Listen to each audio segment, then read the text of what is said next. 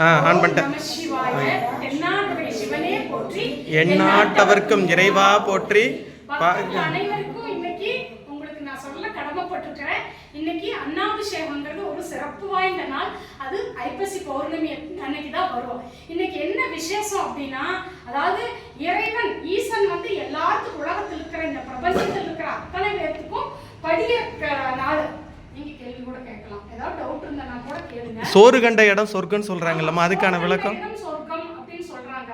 அதாவது இன்னைக்கு என்ன விசேஷம்னா, இன்னைக்கு சாப்பாட்டை யாரெல்லாம் இறைவனுக்கு படைக்கிறாங்களோ அவங்கெல்லாம் கட்டாயம் சொர்க்கத்துக்கு போவாங்க. அதைத்தான் நம்ம மக்கள் மருவி சோறு கண்ட இடம்லாம் சொர்க்கம் சொல்லிட்டாங்க. இதுல இன்னொரு விசேஷம் என்னன்னா, இறைவன் வந்து உலகத்திலேயே பிரபஞ்சத்திலேயே ஆண்டவன் ஈசன் ஒருவனே அனைத்து உயிர்களுக்கும் படியளக்க கூடியவர். அப்படிப்பட்ட படியளக்க கூடிய நாதன் இன்னைக்கு நம்மளோட கோச்சார கோள்களின்படி தன்னோட சக்தியை இழந்து இன்னைக்கு வந்து நீச்சமாகிற நாள். அந்த விஷயத்துல பார்த்தா அவரு வந்து அந்த மாதிரி தன் சக்தியை இழக்கிறதுக்காக, அவருக்கு சக்தியை ஊட்டுறதுக்காகத்தான் இன்னைக்கு அவருக்கு மக்களாகிய நம்ம வந்து படி இழக்கிறோம். அவருக்கு சாப்பாட்டை வந்து அவருக்கு நம்ம படைக்கிறதுக்கு காரணம் அதுதான்.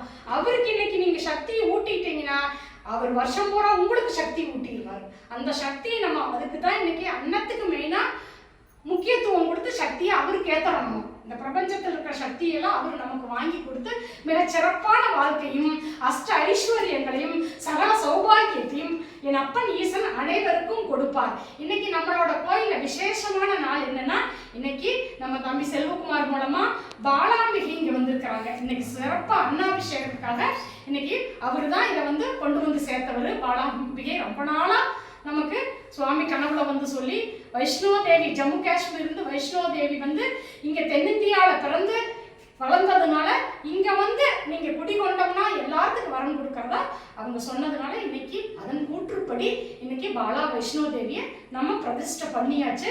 பக்தர்கள் எல்லாரும் தொட்டு கொடுத்து ஆசீர்வாதம் பண்ணுறது அதுவே பெரிய புண்ணியம். வாழ்க்கையில எதை அடையிறமோ இல்லையோ, இறைவனோட திருப்பதத்தை தொட்டவர்கள் என்னைக்குமே தோற்க மாட்டார்கள். இது சத்தியம், இது தர்மம். எல்லாரும் சிறப்பாக இருப்பாங்க. மேன்மைகள் சைவ நீதி விளங்குக உலகமெல்லாம். ஓம் நம சிவாய. ஓம் நம சிவாய. அன்னாபிஷேக காட்சி எல்லா பக்கம் சிவலிங்கத்துக்கு செய்வாங்க. இன்னைக்கு நம்ம நடராஜருக்கும் அன்னாபிஷேகம் வருஷம் வருஷம் நடந்துட்டு இருக்குது. சூப்பரான தரிசனம்.